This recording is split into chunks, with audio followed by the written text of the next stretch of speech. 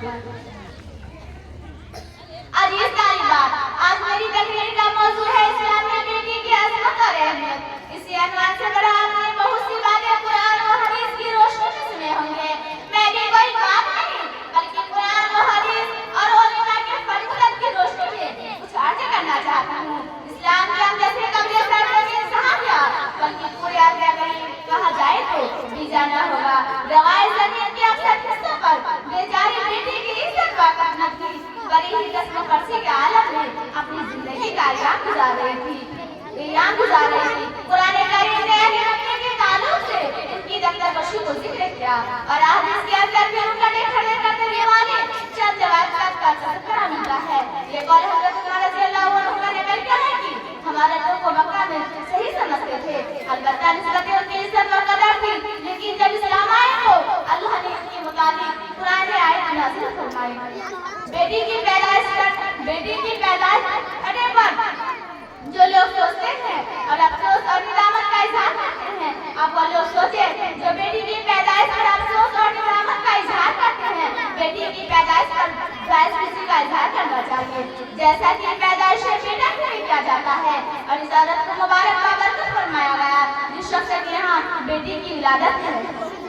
हज़रत इब्न अब्बास कहते हैं कि रसूल करीम सल्लल्लाहु अलैहि वसल्लम ने इरशाद फरमाया, जिस शख्स की कोई बेटी या कोई बहन हो और वो इसे ना तो जिंदा जरूर करे, जैसे कि जमाना जाहिलियत के रिवाज था कि लोग बकरे के खौफ से बच्चा पैदा होते ही जिंदा दफन कर देते थे। और आज के मजदूर में भी ऐसे वाक़या सामने आता है। न इसे जिन्नत का हुक्म के साथ रखे और न लेने बगैर अपनी बेटी को तरजीह दे तो अल्लाह ताला ऐसे शख्स को जन्नत में दाखिल करेगा। नबी करीम सल्लल्लाहु अलैहि वसल्लम ने इरशाद फरमाया, जिस शख्स के यहाँ 3 बेटी या 3 बहन हो वो इसे परवरिश करे और इसके साथ देखभाल करे, वो शख्स जन्नत में जाएगा। अगर किसी शख्स ने ऐसे करेगा तो रसूल करीम सल्लल्लाहु अलैहि वसल्लम ने फरमाया उसको जन्नत में बादशाह दिया जाएगा।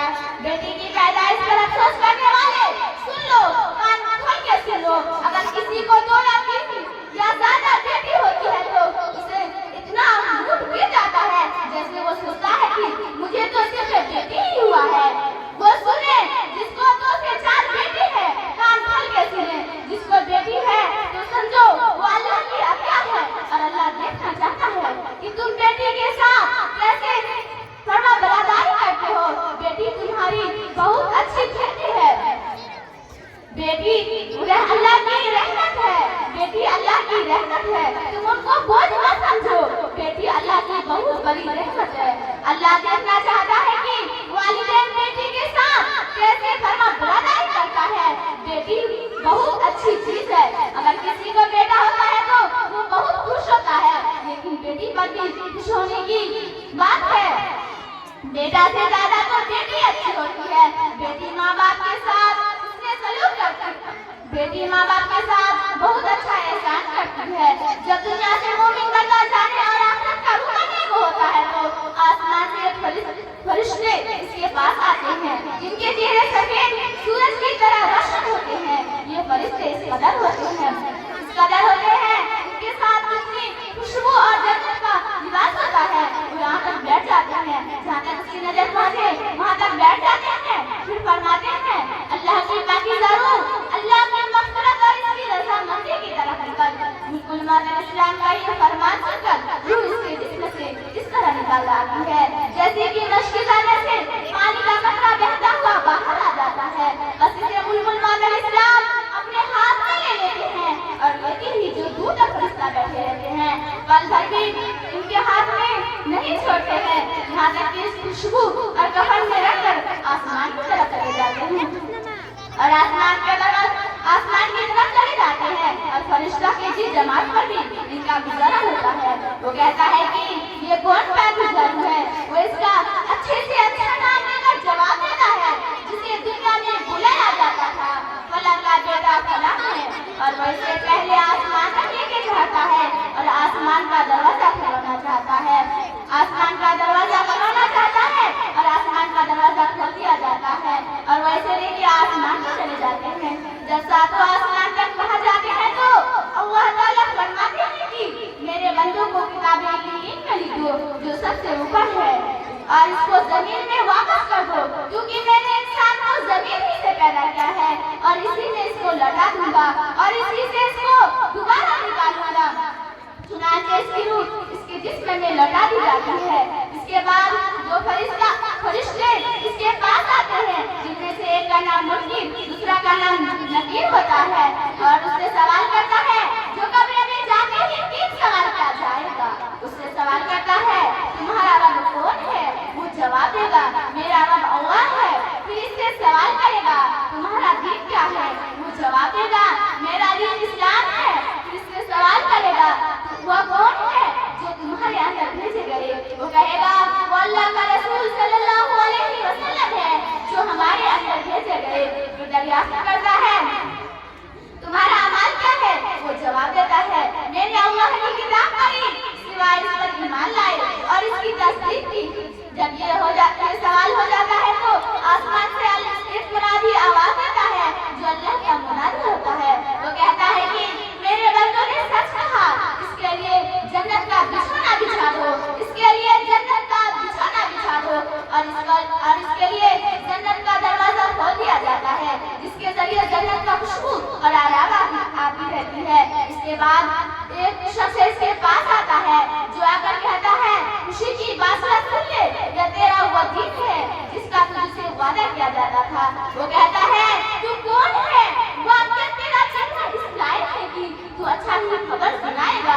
वो कहता है, मैं तेरा अमल सालिह हूँ, यानी अच्छा अमल हूँ, यानी अच्छा अमल हूँ। वो खुशी में कहता है, ऐ रब क़यामत कायम फरमा, ऐ रब क़यामत कायम फरमा, जिसके जरिए जन्नत की हूरें और जन्नत की नेमतें मुरादें अपने अहलो अयाल और माल में पहुंच जाऊं।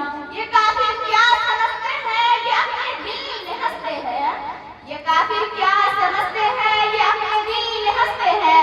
अभी तो करबला का आखिरी मैदान बाकी है। जब दुनिया से काफिर जाने और आखिरत का उतरने को होता है तो सिया चेहरा वाला फरिश्ते इसके पास आते हैं। सिया चेहरा वाला फरिश्ते इसके पास आते हैं और इसके पास इतना दूर तक बैठ जाते हैं, जहाँ तक इसका नजर पहुँचे वहाँ तक बैठ जाते हैं। फिर मुल्कुल मौत इस्लाम तशरीफ लाते हैं और कहते हैं, हफीज जान, अल्लाह की नाराजगी की तरफ निकल। मुल्कुल मौत इस्लाम का ये फरमान सुनकर रूह इसके जिस्म में इस तरह भागी फिरती है और मुल्कुल मौत इस्लाम इसकी रूह को जिस्म से इस तरह निकालते हैं जैसे कि भुट्टा भुनने का सेक ऊँटी से साफ की जाती है। यानी काफिर की रूह को जिस्म से इस तरह निकालते हैं जैसे कोई भीगा हुआ कपड़ा ऊँटी पर फेंक दिया जाता है और उसको जोर से खींचा जाए तो उसको कितनी तकलीफ होती है। इसी तरह यह है कि जब काफिर मरता है तो उसकी रूह को जिस्म से इस तरह निकालते हैं जैसे कि भीगा हुआ कपड़ा ऊँटी पर लटका हो और उसको जोर से खींचा जाए। बिल्कुल माता इस्लाम इस रूह को अपने हाथ में ले लेते हैं और लेते ही जो दूर तक फरिश्ते बैठे रहते हैं, पर झुकाने के बराबर भी इनके हाथ में नहीं छोड़ते हैं। यहाँ तक कि इस टटोले लपेट देते हैं जो इसके पास होते हैं और वह इसे लेकर आसमान की तरफ चले जाते हैं। और फरिश्ता के जी जमात पर भी इनका गुजारा होता है। वो कहता है कि ये कौन बुरा अमल है? वो इसका बुरे से बुरा नाम लेकर जवाब देता है जिसे दुनिया में बुलाया जाता था, फलां का बेटा फलां है, और वैसे पहले आसमान तक लेके पहुंचता है और आसमान का दरवाजा खुलवाना चाहता है, मगर इसके लिए आसमान का दरवाजा न खुला जाता है। जैसा कि अल्लाह ताला शना ने फरमाया, ऊँट सूर के नाम में जा नहीं सकता है, लिहाजा अपनी जन्नत में जा नहीं सकता है। इसके बाद एक शख्स इसके पास आता है जो आकर कहता है, मुसीबत की खबर सुन ले, यह तेरा वो दीन है जिसका तुझसे वादा किया जाता था। वो कहता है कि तू कौन है? वाकई तेरा चेहरा इस लायक है कि तू बुरा ही खबर सुनाएगा। वो कहता है, मैं तेरा बुरा अमल हूँ। ये सुनकर वो कहता है, ऐ रब क़यामत कायम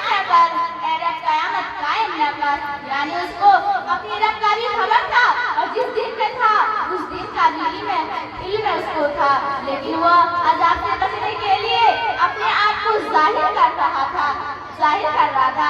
एक रिवायत में है कि जब मोमिन की रूह निकाली जाती है तो आसमान व जमीन के सब फरिश्ते और वह सब फरिश्ते जो आसमान और जमीन में है, सब के सब अल्लाह से दुआ करते हैं कि वे इस रूह को हमारी तरफ से लेकर चला जाए, इस रूह को हमारी तरफ से लेकर चला जाए। और काफिर के बारे में फरमाया